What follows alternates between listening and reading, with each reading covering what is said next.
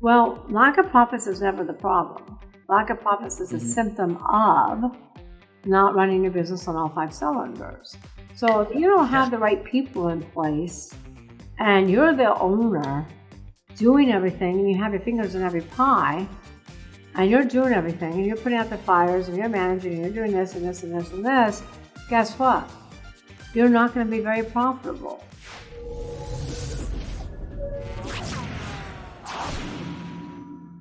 You want to grow and sell your business. So how do you do that? How do you grow and sell your business? And you got this in your mind and you got a passion, but you're figuring you may need to sell it someday. This person here is, am I doing this right? Here. The USA's #1, I did it right, closer, Michelle, I got to say your name right, Seiler Tucker, right? Did I get it right? Yeah, Michelle Seiler Tucker. Welcome to the show, Michelle. Good to have you back. Thank you for having me on. It's good to be here. It's the second time you've been here. It Last is. time was June of 2021. That was right before your Exit Rich book was going to be released. That same month, I think we did it, right before that. Let me ask you how that book is doing. It's doing great. Exit Rich became a Wall Street Journal bestseller and a USA Today bestseller. And it is in all the Hudson stores and 99 different Hudson stores throughout all the airports. It's won a lot of bestseller categories on Amazon and is up for a bunch of different awards. And the most important thing to me is what the clients say about Exit Rich. And what do they say? Well, we're having so much great testimonials, so many great case studies. We have a pharmaceutical company that actually printed out the digital download because we were emailing the digital download before the hardcover launched. And we sent him the digital download. He printed it out on Ledger, and he gave each chapter to his team members and say, look, do whatever she says to do in this chapter. And there were 6 P's. There's 6 P's. We talked about the 6 P's in Exit Rich. And he gave each chapter, each person in charge of that 1 P. So the person in charge of human resources people got the people one, and the one in charge of manufacturing and all that got the product chapter. So that was a good case study. We had a media company that said they've been in business for 25 years, and they didn't know half the stuff in the book. Now that they know it, now they know what to do, and they're planning for a 3-year exit. So you're a celebrity. I don't know about a celebrity, Well, I'll say it. I can say that. You can say whatever you want. It's your show. Yeah, I know. But if you're getting if all of that is happening, then you certainly are a celebrity in some circles, anyway. If you want to say it that way. Now, one of the things that we talked about first time around, and I'd like to go on this again, is the 5 different types of buyers. I mean, you had that. We talked about that before. Yeah. It's in your Exit Rich book. And before you get to that, I want to say that there's an audiobook version of Exit Rich now. Is that right? Yeah, so the audiobook version just released on May 1st. And it is available for the month of May, but don't wait. Go get your copy today for $2.99, which is less than a cup of coffee at Starbucks. It is less. And then, yes, it's much less. And so you get the audio version, 350 pages read to you, plus all the supplements that come with that. Plus you also get the lifetime membership into Exit Rich Book Club, where you get access to all the documents we've created to operate your business, like sample employee handbooks, policy and procedure manuals, non-competes, employment contracts. To sell your business, we have sample prospectuses, letter of intent, purchase agreements, due diligence checklists, closing documents, and more. And these documents are worth over $50,000. So if you don't go out there and get your audio version for $2.99, you're missing out, because it is the best value of all time. So you go get the book, and then you go get a coffee at a local convenience shop instead of Starbucks, and because it amounts to the same amount of money spent, and you'll be rewarding yourself. So Michelle, I'm really curious to hear your viewpoint on this again. The 5 different types of buyers, if we can go through that at your leisure. So I always, let me just give a little bit of background here. I always tell my clients, because I have lots of prospective sellers call me and say, Michelle, I want to sell my business. I already have the buyer. You just need to represent me with that one buyer. And I'm always like, no. And they go, what do you mean no? And I say no because I'm going to have to go in there and evaluate your business. I'm going to have to evaluate it on the 6 Ps, which is people, product, processes, proprietary, patrons, and profits. You're not going to operate in all 6 Ps. Most companies don't. So we're going to have to strengthen your weakest Ps, eliminate some bottlenecks. We're going to have to get your financials in order. We're going to have to set up a data room. It's a lot of heavy lifting for one buyer, and there's no guarantee that that buyer is going to buy your business. If we do all this heavy lifting, that buyer falls apart, you have no backup buyers. So you always want to make sure that you want to have backup buyers, because how can you create a bidding war and maximize value with a party of one? You can't. You need backup buyers. So there's 5 types of buyers. So I always say no to these clients. However, I did say yes to a seller last week. He's like, look, Michelle, I got the buyer. He says, this company is not going to be really sellable to anybody else. He's selling to his number 1 customer that has 65% of his revenue. Now, that's a slippery slope. You got to be very careful. So I am representing him. But the 5 types of buyers, number 1, are first-time buyers. And first-time buyers are typically 95, 96, 97% of all buyers in America. They buy small businesses. They buy coffee shops and restaurants and pizzerias and fitness clubs, etc. They don't buy multi-million-dollar companies because they don't have the cash flow. And so then you have turnaround specialists. These turnaround specialists buy distressed assets. They turn around and fix them up. They're not going to give you a lot of cash. They're not going to pay, they're not going to maximize your value. They're going to pay for probably pennies on the dollar. They might structure that as an earnout or structure that as seller financing or something like that because they want to mitigate their risk. That's a turnaround specialist. You only sell a turnaround specialist if you're in trouble. And then the third type of buyer are private equity buyers. And private equity buyers are really, really good buyers. They buy based on 2 platforms. They buy based on, two methods. One is platform, one is an add-on. So let's say that a private equity group wants to get an electrical company. They won't even look at an electrical platform unless it has at least $3 to $7 million in EBITDA. Some start at 7 million, some start at 3. But if they're already in that space, like we're selling an electrical company right now between 45 and 50 million, if they're already in that space, then they'll buy what's called an add-on because it's a synergistic purchase. So they either buy platforms or add-ons. And when I look at an add-on, they'll look at businesses under $1 million in EBITDA. Then you have number 4 type of buyers. These are strategic/competitors. So let's say that you have an electrical company and an HVAC or a plumbing company is a great strategic fit. And that's what's happening right now. Electrical companies are buying HVAC and plumbing, or vice versa. HVAC is buying electrical and plumbing. That's a strategic buy because they want that customer base. So now they can do HVAC work. Now they can do plumbing work.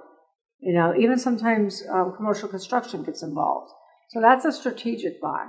A competitor is a direct competition to you. Or they could be competing in a different state. So they're not really in competition, but they're in the same industry. So usually strategic and competitors are really good buyers because they're buying synergies that they currently don't have, and they need them to catapult their current businesses to the next level. Examples would be a management team. Electrical company that we're selling right now has 5 project managers. It's hard to get good people these days. So a lot of buyers are looking to acquire teams. Another thing would be processes. If they really have streamlined processes and the business is scalable and sustainable without the owner, then they would pay more for that. The other big thing is proprietary. Companies will pay a lot more for contracts, especially if they're transferable. They'll pay more for patents, trademarks, databases, their client base. If they're trying to get in to a large company, like we once sold an oil manufacturing company, and they had 65% of their revenue tied up with BP. Well, most buyers were scared of that because most buyers don't like customer concentration. But I found a buyer that had similar products and services but different, and they had been trying to get in BP for decades and could never get their foot in the door. So this company outbid everybody else and paid $15 million for a business that was appraised at $9.8 million for 70% of the company, which is about 165% more than what the business evaluated. So strategics and competitors typically will pay you a higher multiple because they're buying those synergies. And then the last type of buyer is the sophisticated entrepreneur. The sophisticated entrepreneur, I call them storm chasers because they're industry agnostic and they chase EBITDA. Okay, wow. That is some wisdom right there. I just let you talk. I mean, those are some great sound bites, Michelle. Thank you. Yeah, they're good. I want to ask you a question. You say you go in, you evaluate a business before you put a number on it. You go in, you walk around with the CEO or whoever, the owners, and get an idea of what it's about. Do you also suggest process improvement before you give a number? Do you do that as well? It's part of so when we evaluate a business, we use several different approaches. We, look at discounted cash flow, we look at the asset approach, the market approach, the sold approach, we look at the 6P approach. And we're really evaluating businesses on the 6 Ps. And if the owner is heavily involved in the business, then we heavily suggest for them to bring in a manager, bring in an operations person, get them trained up, or they're not going to be able to sell 100%. They're going to have to retain some equity and stay on for 2 to 3 years. So we'll go through the 6 Ps and make recommendations based upon their strongest and weakest Ps. We're selling an agriculture business right now that has several different divisions, one being transportation, trucking, because they move their produce, and they have no policies and procedures and SOP checklists for that division. So I had to tell the owners, hey, you guys got to go get the processes and SOPs for this department, because buyers are going to walk in, they're going to want to conduct due diligence, they're going to want to look at your SOP checklist, your policy and procedures, your employee handbooks, your employee contracts, and your non-competes. They're going to want to look at all of that. All of it, yeah. You mentioned the 6 Ps. You did go over that earlier, but let's go into maybe a little bit of detail on what those 6 Ps are, because it sounds like that's one of the most important aspects of what it is, because the reason why it's so important is because when business owners come to me all the time and say, Michelle, I'm not making any money, I have a lack of profits. I just met with a CPA yesterday. It's got a pretty decent-sized company, and she says, but we're not profitable. Well, lack of profits is never the problem. Lack of profits is a symptom of not running your business on all 5 cylinders. So if you don't have the right people in place, and you're the owner doing everything, and you have your fingers in every pie, and you're doing everything, and you're putting out the fires, and you're managing, and you're doing this and this and this and this, guess what? You're not going to be very profitable because you're not duplicatable.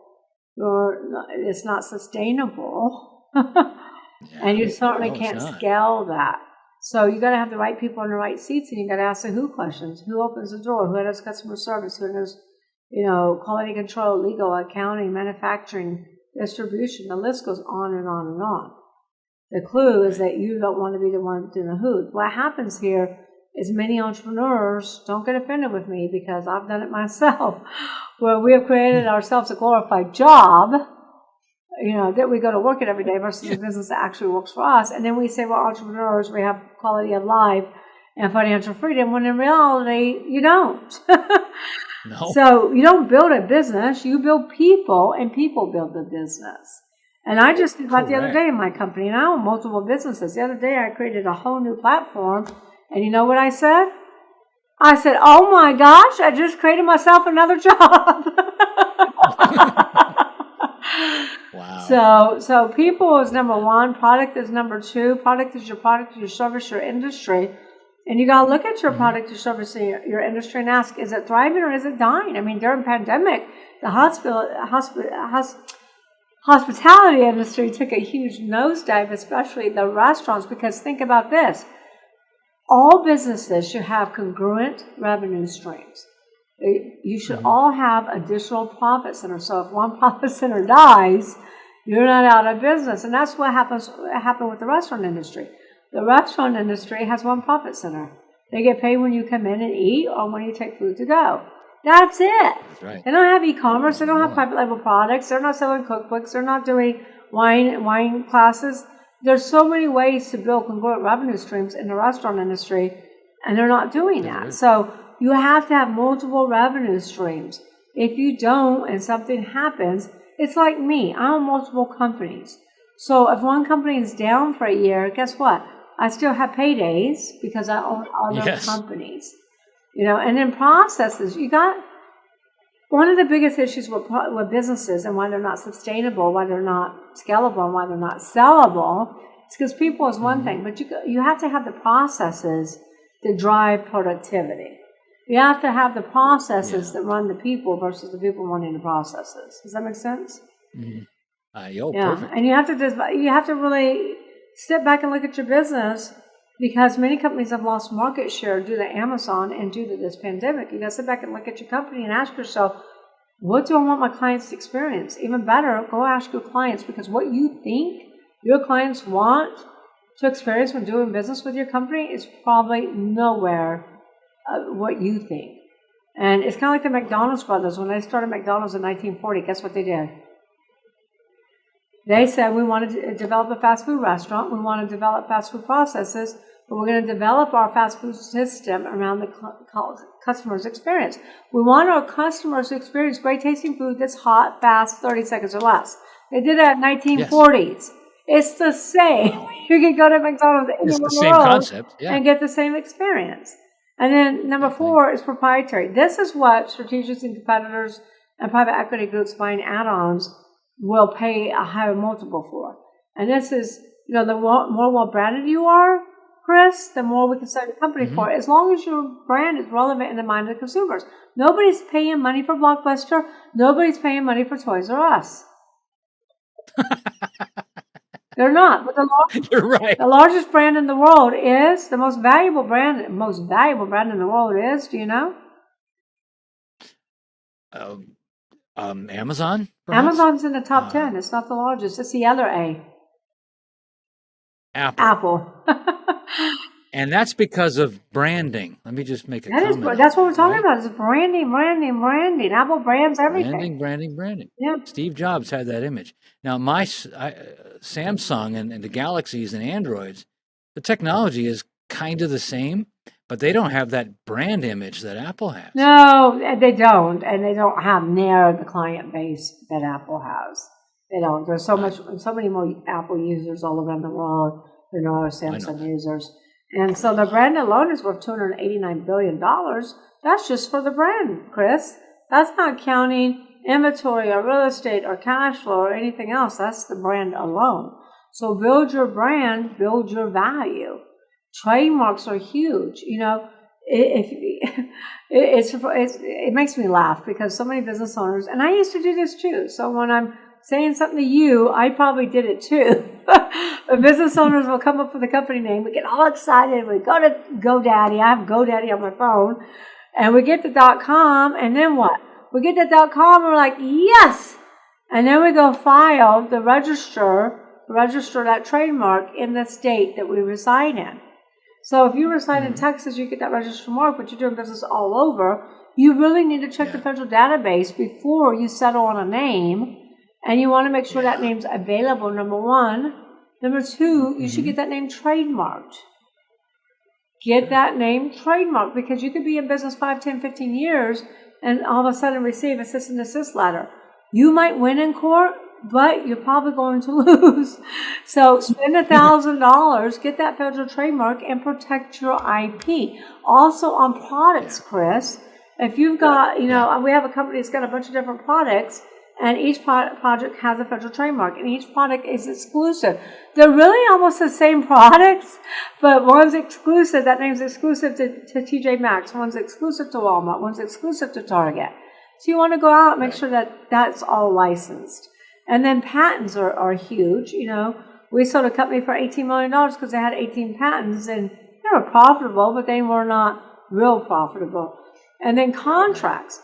I told you about the oil business where the oil manufacturer company overpaid by 165% because he wanted that BP contract. But here's the mistake that business owners make. They don't have the transferability clause in their contracts. 98% of all sales are asset sales. And so if the buyer refuses to do a stock sale, guess what, Chris? You're marching over to your clients and you're asking your clients, please sign here. And that's a transfer of consent. Consent to transfer the contract to the new owner. And guess what? If you have a lot of clients, you have a media company that has 3,000 clients on recurring subscription. Are you going to go to all 3,000 clients? And also, when you start going to your clients, now they know your business is for sale, and what happens if that buyer drops out? So be proactive here. Databases are huge. We have a company, well, if you look at Facebook, Facebook bought WhatsApp for $19 billion. Not because of their EBITDA, because they had no earnings before interest, taxes, depreciation, amortization, because they were hemorrhaging. But guess what they had? They had 1 billion users. 1 billion. And so the last thing is celebrity endorsements, radio personalities, someone endorsing their products, because radio personalities and celebrities can only endorse one vertical at a time. Otherwise, it's a huge conflict. So that's proprietary. That's your biggest value driver. And then you want to hold your IP in a separate corporation. Because if you get sued, and it happens, you don't want that person who won the lawsuit to be able to come after your assets. Yes, they could maybe close your business down, but you could still have your proprietary assets. Make sense? Yes. And then number 5, easy, that's patrons. That's your client base. Most businesses follow the 80-20 rule, where 80% of your revenue comes from 20% of your clients. That's called customer concentration, and that's called the kiss of death when you go to sell your business, because buyers hate customer concentration. They want customer diversification. And if you've been in business 15, 20, 30 years, guess what else you have? You have customers that are aging out. You have to replace those customers with new customers, which means new generations, which means they have different set of buying habits. Millennials don't buy the same way that generational X does, or that baby boomers do. And then last but least is profits. Like I said, lack of profits is never, ever your problem. It is a symptom of not operating on the other 5 Ps. Holy wow, Michelle. I deserve a Coke. I think you're on a roll today. I think you are, because this is amazing what you've just said. This is going to be cut up into some sound bites that I'm going to air, over and above beyond the regular podcast, because it was just awesome. I was like, okay, she's on a roll today.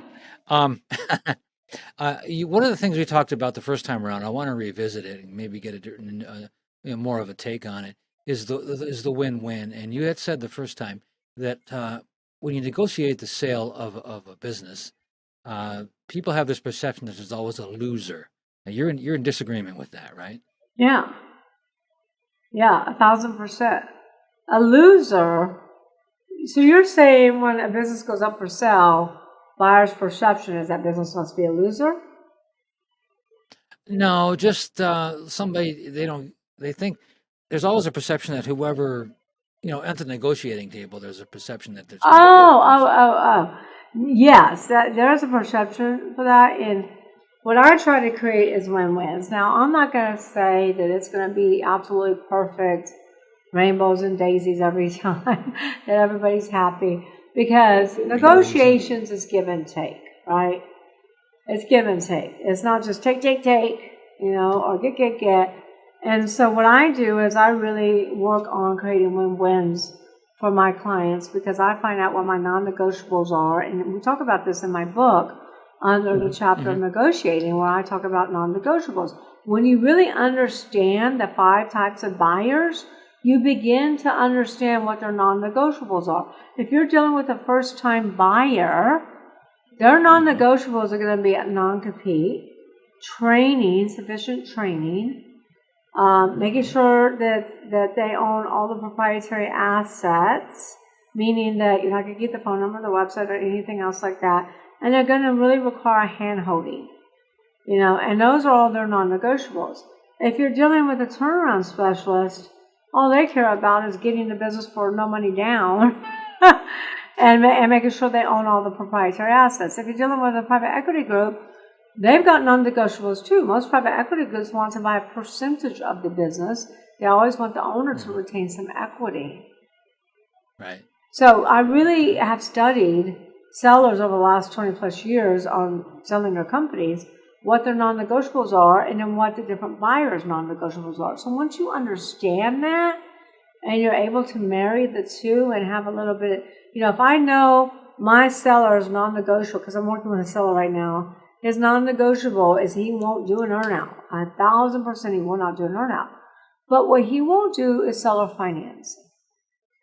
So if I have a buyer that says 1,000% he doesn't want to buy the business without the earnout, we're going to try to bridge that gap.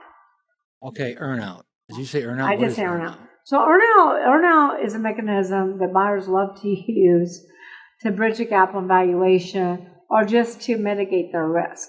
So if the business is selling for $40 million and it's based upon 2021 and 2022, which could be the seller's best years, because of the pandemic, they might consider this as an anomaly and want to do an earnout to bridge that gap. So an earnout is a percentage. You can structure it lots of different ways, but it's a percentage of revenue targets or gross profit targets, or sometimes I've seen EBITDA targets, which is really ignorant. You don't ever want to base your earnout on EBITDA because everybody plays with EBITDA.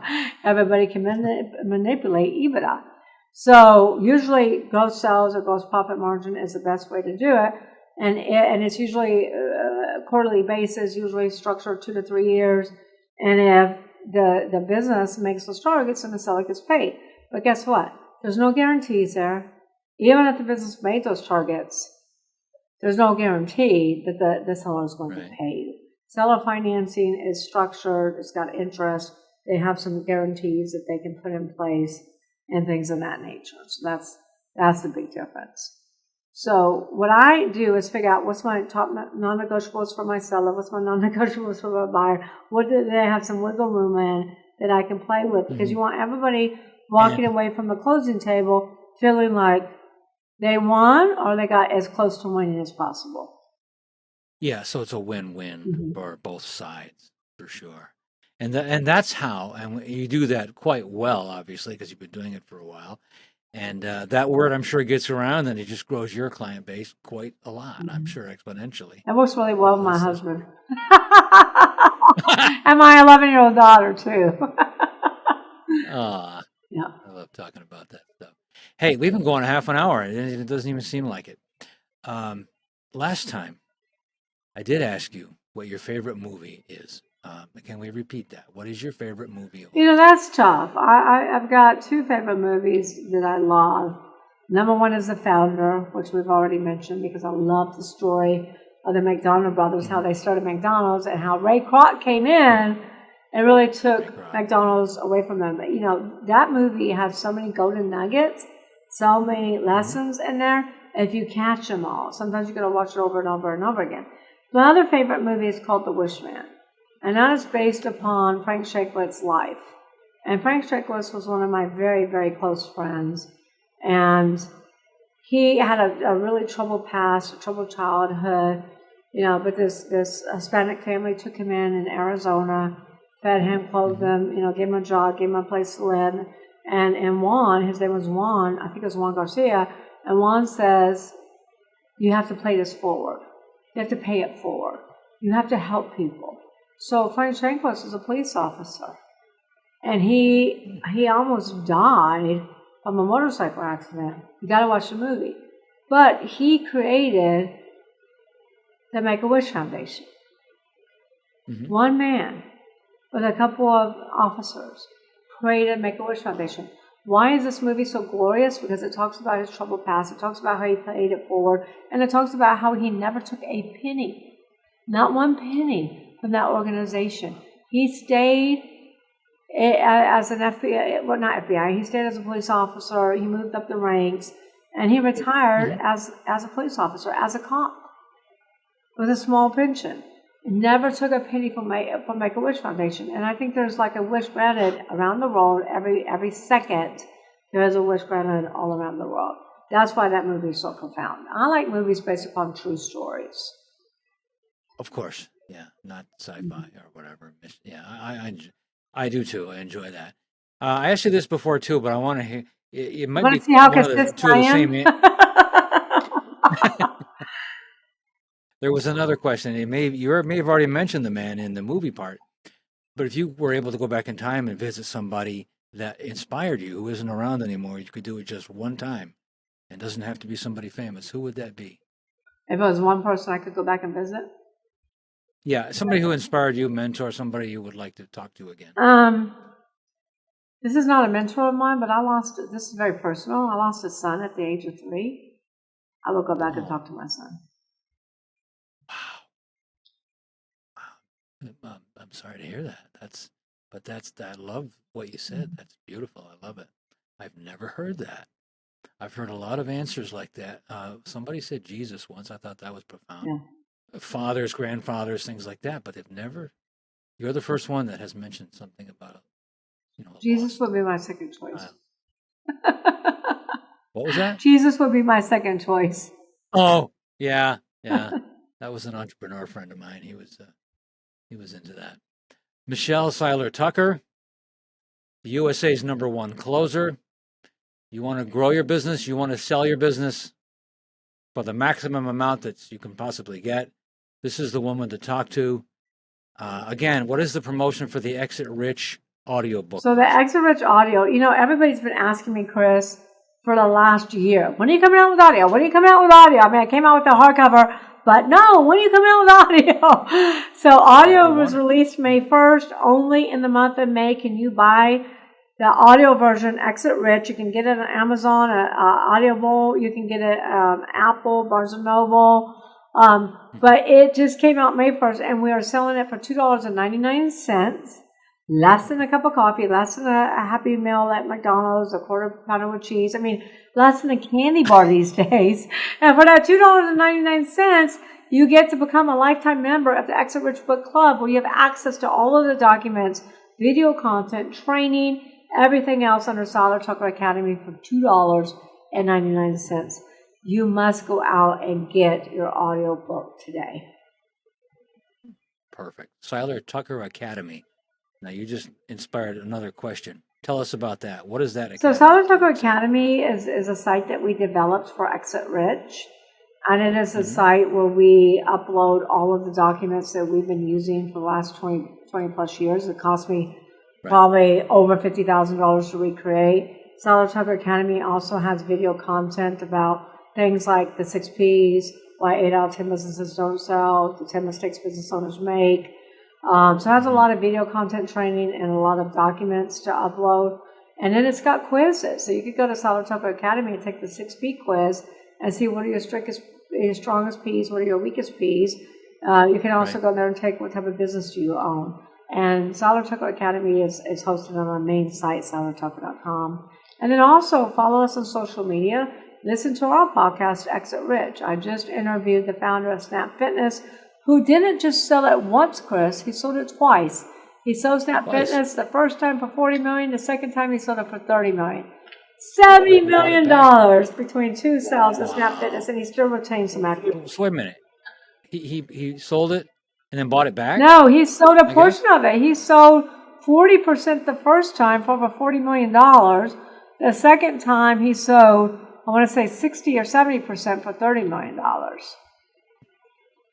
Here's a smart and he man. has a lot of other brands that he owns. Oh, he's unbelievable. So make sure you listen to our Exit Rich podcast. Because what we do on Exit Rich is we interview million dollar exits. Okay. That's the way to go. Michelle Seiler Tucker, thank you so much for your time today. I always do this to my my guests. Live long and prosper. Can you do this with your hand? Oh, I can't if I do that. No? Yeah. What I do is this. That's just as effective, really. Thank you so much. Thank you, Chris, for having me on. My pleasure.